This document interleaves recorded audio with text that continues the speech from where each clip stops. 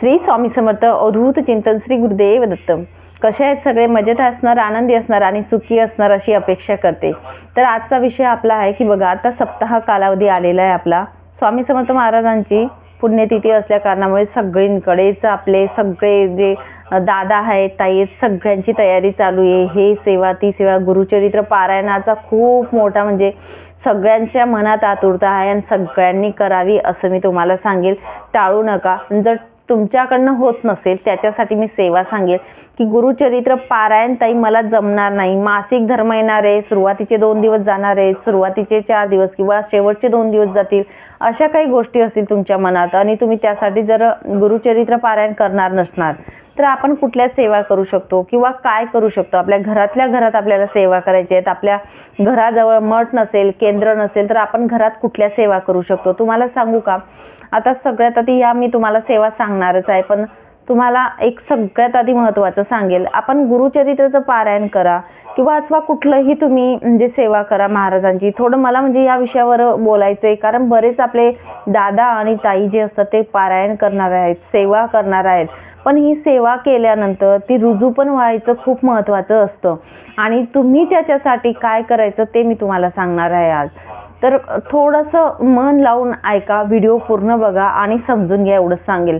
आपण बघा काहीतरी दुःखात असतो किंवा काहीतरी याच्यात असतो तेव्हा आपल्याला कोणी मदत करत नाही किंवा आपल्याजवळ पैसा, एखादी व्यक्तीजवळ पैसा असतो, सगळं व्यवस्थित चालतं तोपर्यंत सगळे बोलतात, पण वेळ गेली, काळ म्हणजे वेळ काळ कसा सारखा असतो का नाही, केव्हा वेळ बदलतो ते आपल्याला सांगता येत नाही। मग कधीतरी असं होतं आपल्याजवळचा पैसा संपला किंवा कोणाला आपली गरज नसते की कोणी बोलणं सोडतं, बऱ्याच कोणी वेगवेगळं म्हणजे वागू लागतात आपल्यासोबत।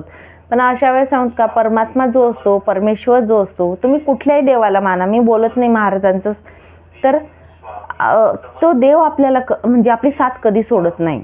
माणसं आपली साथ सोडत असतात पण देव आपली कधीही साथ सोडत नाही, हे लक्षात घ्या। म्हणून तुम्हाला सांगेल की देवपूजा करत असताना त्याच्यासाठी आपण कशी देवपूजा करावी किंवा आपलं मन कसं ठेवावं। मी बऱ्याच वेळेस आधी बोलायची तुम्हाला की बघा, आपलं मन चांगलं ठेवा, आपलं कर्म चांगलं ठेवा।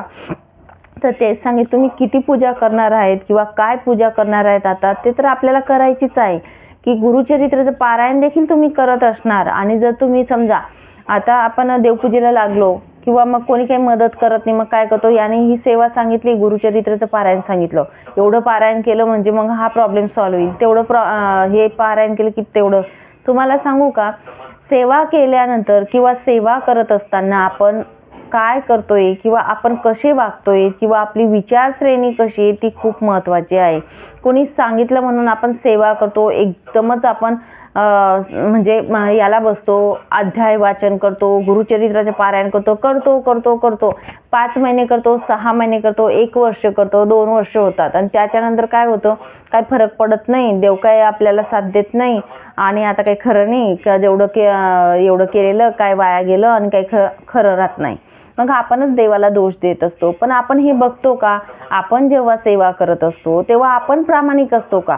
आपण जे गुरु मानत असतो किंवा आपला जो देव मानत असतो त्या देवालाच आपण काय करतो, दोष द्यायला लागत असतो। तर हे मात्र चुकीचं असतं आपलं, कारण आपण जे पारायण करतो, आपण जी देवपूजा करतो, तिथे देव काय बोलतात आपल्याला किंवा कुठलेही गुरु असू द्यात, ते काय सांगतात, पूजा करत असताना किंवा सगळं काही करत असताना हे कायम लक्षात ठेवायचं की ज्याचं त्याचं कर्म ज्याच्या त्याच्या सोबत असतं, कोण कसं वागतंय ते आपल्याला घेणं देणं नसतं। आपण जर पारायण करत असतो आणि आपण जर दुसऱ्याची निंदा नालस्ती करत असलो, दुसऱ्याचं वाईट चितत असलो, घरात तुम्ही देवपूजा करा, महाराजांचा अभिषेक करा, 16 वेळा पुरुष सूक्त बोला, 16 वेळा स्त्री सूक्त बोला, तरीही तुमची इच्छा पूर्ण होत नाही।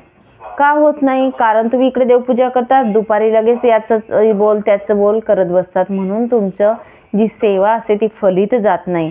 म्हणून तुम्हाला आग्रह करून हात जोडून विनंती करेल, जर तुम्ही पारायण करत असणार, कुठलीही महाराजांची सेवा असो, तर तुम्हाला सांगेल तुम्ही आणि महाराज आणि सेवा बस, बाकी कोण काय करतंय, कोण कसं वागतंय, फक्त एक लक्षात ठेवा, ज्याचं त्याचं कर्म त्याच्या त्याच्या सोबत, आपलं कर्म आपल्यासोबत। आपल्याला कोणी शिव्या जरी दिल्या ना समोरून किंवा वाईट जरी बोललं ना, तरी आपण म्हणायचं की त्याचे विचार तसे आहेत म्हणून तो आपल्याला बोलत आहे, आपण तर तसे नाहीत ना। मग आपण जर त्याच्यासारखेच बोलायला लागलो, आपल्यात आणि समोरच्यामध्ये काय फरक काय असणार हे सांगा मला. त्यामुळे तुम्हाला सगळ्यात आधी मला ही खूप मेन गोष्ट होती. मला असं वाटलं की खूप महत्त्व आहे या गोष्टीला, कारण आपण सगळेच सेवा करणार असणार आता. आणि जर तुम्ही सेवा करत असणार एवढं सकाळी उठून, कोणी 5ला पारायण करेल, कोणी 4ला करेल, कोणी आपलं काम लहान मुलांना झोपून पारायण करणार आहेत महिला माझ्या, तर तुम्हाला तेवढंच सांगितलं आपली सेवा फलित होण्यासाठी हे मात्र आपल्याला प्रामाणिक राहायचं आहे. कारण तिथे माणसं नाही, तिथे परमात्मा स्वतः तुमची सेवा बघणार आहे की तुमचं मन कसं आहे, तुम्ही कोणासोबत कसे वागणार आहात. त्यामुळे तुम्ही प्रामाणिक राहायचं आहे तुमच्या गुरूंसोबत, महाराजांसोबत आणि तुम्ही स्वतःसोबत म्हणजे प्रामाणिक राहायचं एवढं सांगेल. तर चला मग आता सेवा काय करायची ते मी तुम्हाला सांगेल. तर आपल्याला जर गुरुचरित्र पारायण करायला नाही जमलं तर आपण बघा आपल्याकडे भरपूर काही दुसऱ्या सेवा असतात. तुम्हाला नाही जमलं ठीक आहे, मला आता प्रॉब्लेम आहे, काहीतरी गावी जावं लागणार आहे, लग्न आहे किंवा सुत्तक येणं, आता माझ्यासारखं समजा 2 तारखेला सुत्तक हे होणार आहे, तर तुम्हाला सांगेल संक्षिप्त श्री गुरुचरित्र आपल्या सगळ्यांनाच माहिती आहे. इथे फोटो टाकते मी तुम्हाला. संक्षिप्त श्री गुरुचरित्र हे देखील आपण वाचन करू शकतो. रोजच्या रोज एक पारायण म्हणजे एक पाठ आपल्याला पूर्ण वाचन करायचं आहे, त्या पद्धतीने करू शकतो. ठीक आहे. नाहीतर मग स्वामी चरित्र सारामृत जो ग्रंथ आहे आपला त्याचं वाचन आपण करू शकतो. अवश्य करावं असं मी तुम्हाला सांगेल. जी सेवा तुम्हाला जमेल ती तुम्ही करायची आहे. असं नाही की ही सेवा करू का ती करू. दत्त बावन्य आहे, दत्त बावन्य आपण बोलू शकतो. महाराजांचं बघा, महाराजांचं सहस्रनाम आहे, स्वामी सहस्रनाम आहे, ते देखील आपण पठण करू शकतो. या गोष्टी आपण करू शकतो. किंवा जपमाळ घ्या, 11 माळी जप मला करायचाच आहे, ठामपणे आपण ठरवायचे 11 माळी जप मला करायचंय. तारक मंत्र मला रोजच्या रोज बोलायचाच आहे, हे स्वतः आपण ठरवायचं आहे. कोण काय सेवा करत आहे ते नाही बघायचं, आपल्याला काय करायचंय ते आपण स्वतः ठरवायचंय. आपल्या गुरूंच्या चरणी आपल्याला काय अर्पण करायचे ते आपण ठरवायचे, ना की हा हे पारायण करतोय मग ती ते पारायण करते मग मी पण ते करते. हे करू नका. तुम्हाला काय करायचे ते तुम्हाला डिसाईड करायचंय. ठीक आहे. त्यामुळे तुम्ही या सेवा करू शकतात. त्याच्यानंतर तुम्हाला सांगेल की तारक मंत्राचं सांगितलं, जपमाळाचं तुम्हाला सांगितलं. औदुंबर प्रदक्षिणा, औदुंबर प्रदक्षिणा जर तुम्ही मठात केंद्रात जाल किंवा तुमच्या घराजवळ औदुंबरचं वृक्ष असेल तर औदुंबर प्रदक्षिणा देखील तेवढंच महत्त्व आहे. तुम्ही औदुंबर प्रदक्षिणा तुम्ही 11, 21, 108 तुम्हाला पटतील तेवढ्या देखील तुम्ही औदुंबर प्रदक्षिणा करू शकतो. औदुंबर प्रदक्षिणा करत असताना श्री स्वामी समर्थ किंवा दिगंबरा दिगंबरा श्रीपादवल्लभ दिगंबरा हा मंत्र जप करा. औदुंबर प्रदक्षिणा केल्यानंतर आपले जे म्हणजे पितृदोष असतात ते कमी होत असतात. आपला मीपणा जो असतो तो कमी होतो, आपल्यातला अहंकार जो असतो तो कमी होत असतो आणि आपण अध्यात्माच्या मार्गी लागत असतो. म्हणून तुम्हाला सांगेल, ही जरी सेवा तुम्ही केली ना, कुठलीही एक सेवा घ्या, मी तुम्हाला बोलणार नाही की हे पण करा ते पण करा ते करा असं बोलणार नाही. त्याच्यातली सेवा कुठलीही तुम्ही घ्या, त्या सेवेतलं कुठलंही तो सेवा तुम्ही महाराजांच्या चरणी अर्पण करायची. ठीक आहे. तर औदुंबर प्रदक्षिणा तुम्ही 21 करा, 51 करा, 108 करू शकतो. तर या सेवा तुम्ही करू शकता. या सेवा आता तुम्हाला सांगेल, जसं मगाशी बोलली याचं बोल त्याचं बोल एवढं करण्यापेक्षा तुम्हाला सांगेल साधी आणि सोपी सेवा. तुम्हाला नाही जमत, या सेवा सुद्धा जमल्या नाही करायला, तुम्हाला एक साधं आणि सोपी 5-10 मिनिटात होणारी सेवा सांगेल. महाराजांची मूर्ती असेल आपल्या घरात, बरोबर. आता सगळ्यांच्या घरात महाराजांची मूर्ती असणं आवश्यक आहे किंवा फोटो असणं आवश्यक आहे. तुम्हाला हवीच आहे घरात, अधिष्ठान असणं त्यांचं खूप महत्त्वाचं आहे. नसेल तर तुम्ही आणून घ्या. तर महाराजांची मूर्ती असेल तुमच्या घरी, बरोबर, तर मूर्तीवर तुम्ही 11 वेळा श्री स्वामी समर्थ हा मंत्र जप करत पाणी आपल्याला म्हणजे 11 पळ्या पाणी आपल्याला महाराजांचा अभिषेक करायचा आहे. ठीक आहे. साधी आणि सोपी सेवा रोजच्या रोज तुम्हाला सप्ताह कालावधीमध्ये नाही जमलं, महाराजांना आपण सांगायचं की महाराज माझ्याकडनं जेवढी सेवा होईल तेवढी करेल, पण मनापासून करायचंय. तुम्ही 11 वेळा पाणी आपण महाराजांच्या चरणी अर्पण करा, आंघोळ करा, मंत्र मनापासून म्हणा. अजूनपर्यंत तुम्ही सेवा केली नसेल तर नक्कीच या सप्ताहापासून तुम्ही सुरुवात करा या सेवेला. 11 वेळा पाणी आपण महाराजांच्या डोक्यावर टाका, चरणांवर टाका आणि आंघोळ करा महाराजांची मंत्र जप करत करत. त्याच्यानंतर महाराजांची मूर्ती स्वच्छ पुसून घ्या.